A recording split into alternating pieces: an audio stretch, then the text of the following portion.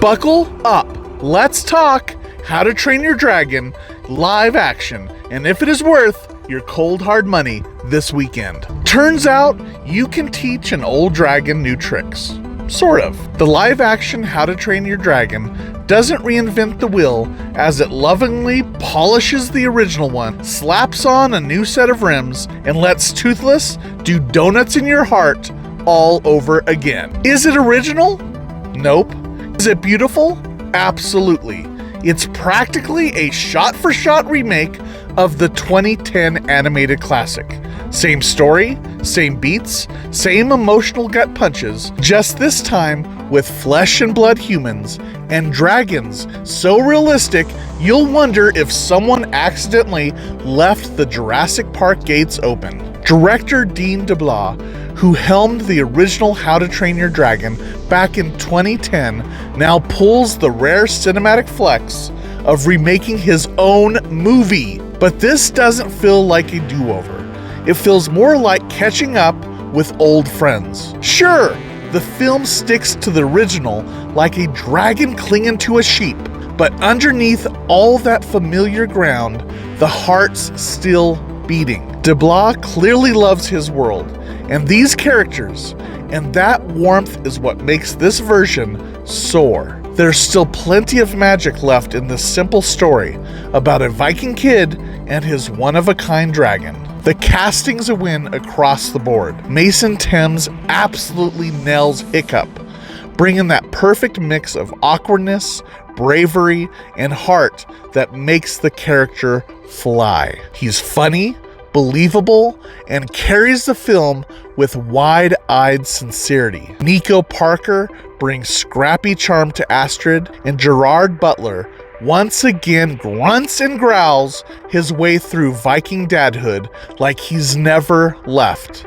It's the best I've seen him in years, probably since he was kicking people into pits in 300. And Toothless? Still the MVP, still painfully adorable, still flying circles around most CGI characters today. Yes, it's safe, painfully so.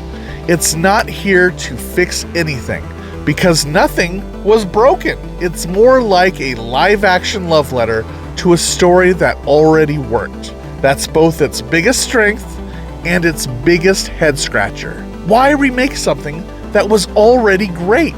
Sure, money's the obvious answer, but this is one of the few live-action remakes that actually feels right. Thanks to DeBlois' care, it still has the soul of the original, but How to Train Your Dragon has always felt like it was meant to be a cinematic, live-action thrill ride. Those epic dragon flights, the sweeping landscapes, the fire-breathing battles, they hit differently when they're grounded in reality. The stories always had a big, adventurous heart, and this version finally lets the scale and spectacle match the emotional weight. Then there's the 40X experience, which honestly deserves its own applause.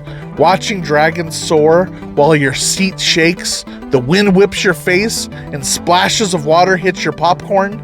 It's ridiculous, chaotic, and so much fun. I highly recommend seeing it in this format. In the end, this remake doesn't rewrite history. It just hits the dragon repeat button and reminds us why we fell in love the first time. At the very least, it proves that dragons age way better than most franchises. If this gets a new generation to geek out over awkward Viking kids and fire-breathing besties, that's a win in my book. Sure, it's safe, like a Viking wearing a life jacket on land.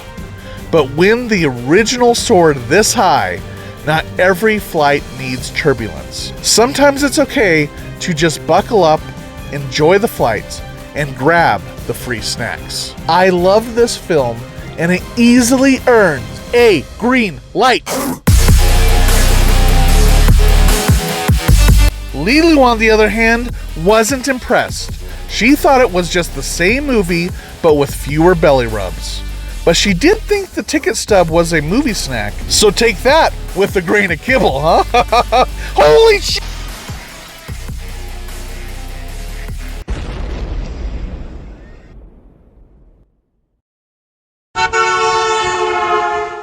If I had a dragon, I'd never walk anywhere again. Traffic, gone. Commute, toasted.